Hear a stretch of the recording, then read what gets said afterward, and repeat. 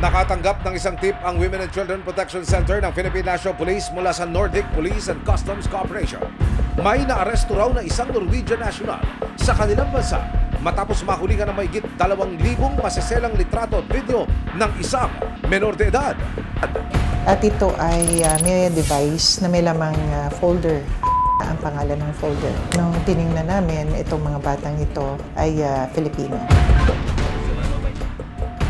Agad nagsagawa ng surveillance ang PNP WCPC para makanap ang biktimang laman ng maseselang larawan at video at alamin kung sino ang nasa likod ng pang-abuso. Nang matuntunan ng mga otoridad ang kinaroroonan ng biktima na itatago namin sa pangalang Laika, nadiskubre ng PNP WCPC na ang mismong ina raw ng bata na si Rona ang nasa likod ng pang-abuso.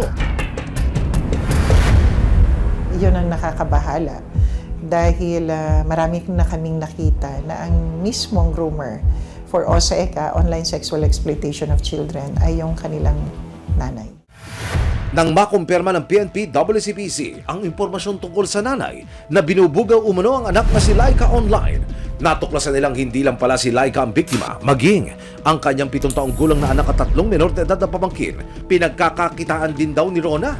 Ang bata kasi yung trust nila and yung confidence nila na ito ay magulang ko, wala namang gagawin sa aking masama.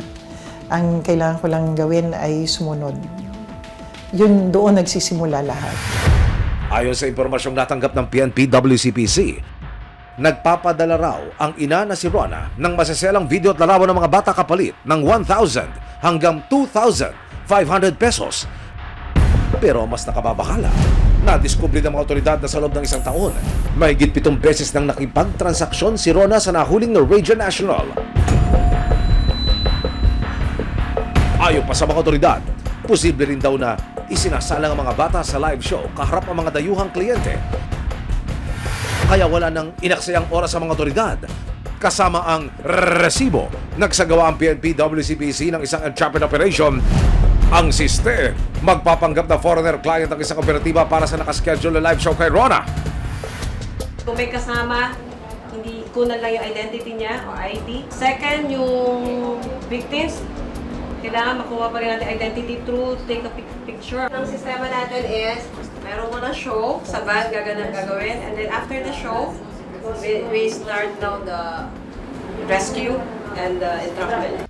So our target is to rescue 4 to 6 children and 1 suspect.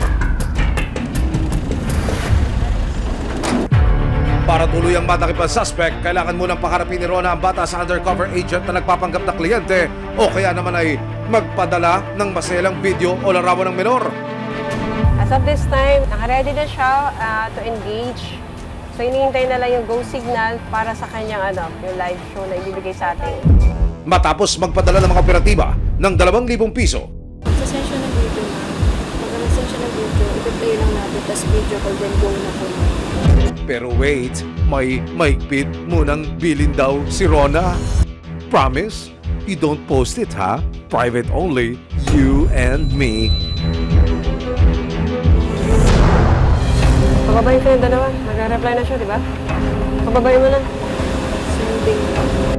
Ilang saglit pa, nagpadala na si Rona ng isang video sa undercover agent. Confirm. Kumpirmado, ang kanyang 12 taong gulang na anak na si Laika ang kumakaway sa ipinadalang recorded video.